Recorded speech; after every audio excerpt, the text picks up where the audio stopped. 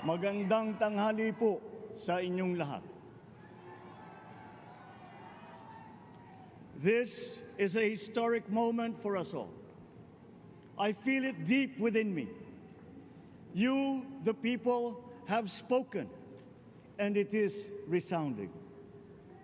When my call for unity started to resonate with you, it did so because it echoed your yearnings, mirrored your sentiments, and expressed your hopes for family, for country, and for a better future. That is why it reverberated and amplified as it did, to deliver the biggest electoral mandate in the history of Philippine democracy.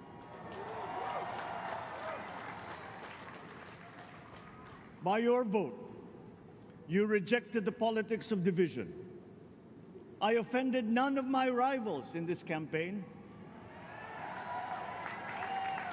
I listened instead to what they were saying, and I saw little incompatibility with my own ideas about jobs, fair wages, personal safety, and national strength, and ending want in a land of plenty. I believe that if we but focus on the work at hand and the work that will come to hand, we will go very far under my watch. You believe that too. At pinakinggan ko ang tinig ninyo na ang sinisigaw ay pagkakaisa, pagkakaisa, pagkakaisa. We will go farther together than against each other, pushing forward, not pulling each other back, out of fear, out of a misplaced sense of weakness. But we are the furthest from weak.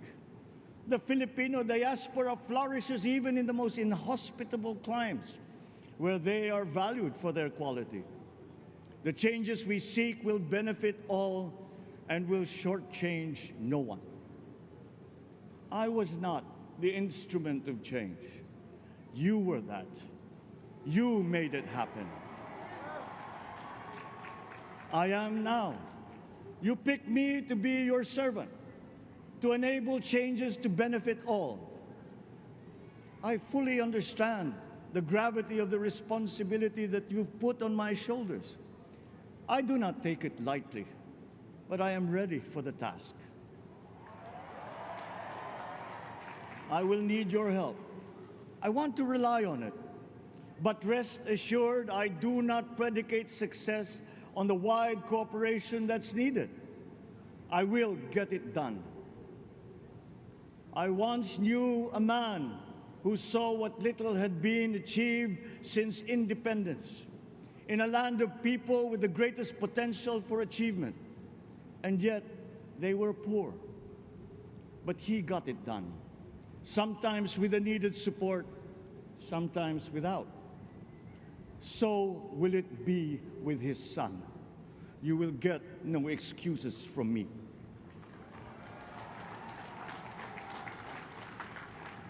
I am here not to talk about the past. I am here to tell you about our future. A future of sufficiency, even plenty, of readily available ways and means to get done what needs doing, by you, by me. We do not look back, but ahead, up the road that we must take to a place better than the one we lost in the pandemic. Gains made and lost, opportunities missed, well-laid plans superseded by the pandemic. Indeed, ours was the fastest growing economy in ASEAN by ways now outdated. We shall be again by a radical change in the way the world must now work to recover what we have lost in that fire and move on from there. We face prospects of the spread of the war abroad, of which we are totally blameless. We seek friendship with all. But countries like ours will bear the brunt of it. And if the great powers draw the wrong lessons from the ongoing tragedy in Ukraine, the same dark prospect of conflict will spread to our part of the world. Yet, there is more out there. Like going forward by new ways of doing that the pandemic forces to adopt. A stronger resilience, quicker adaptability. They are our best prevention. They are our best protection. Quiet reflection in a rough and tumble campaign of a breadth and intensity never experienced revealed some of them, such as a willingness to listen despite the noise, the hesitation to quarrel over differences, and to never, ever give up hope of reconciliation.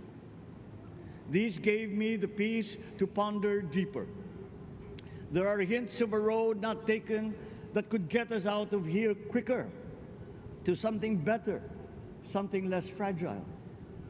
There is also what you, the people, did to cope, but this time empowered by new techniques and more resources. You got by, getting some of what you needed with a massive government help, and for this I thank my predecessor for the courage of his hard decisions. But there is a way to put more means and choices in your hands. I trust the Filipino.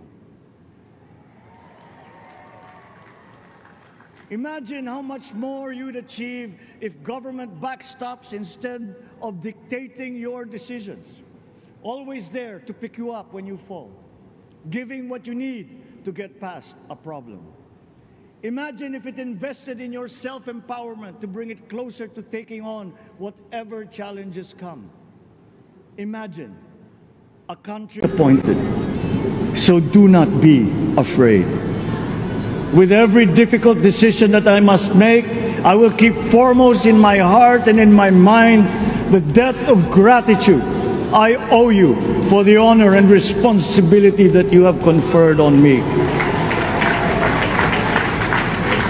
Whatever is in a person to make changes for the better of others, I lay before you now in my commitment. I will try to spare you. You have your other responsibilities to carry. But I will not spare myself from shedding the last bead of sweat or giving the last ounce of courage and sacrifice. And if you ask me why I am so confident of the future, I will answer you simply that I have 110 million reasons to start with. Such is my faith in the Filipino.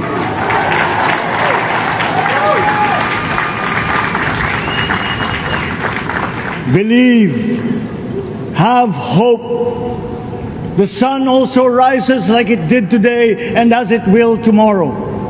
And as surely as that, we will achieve the country all Filipinos deserve. God bless the Philippines.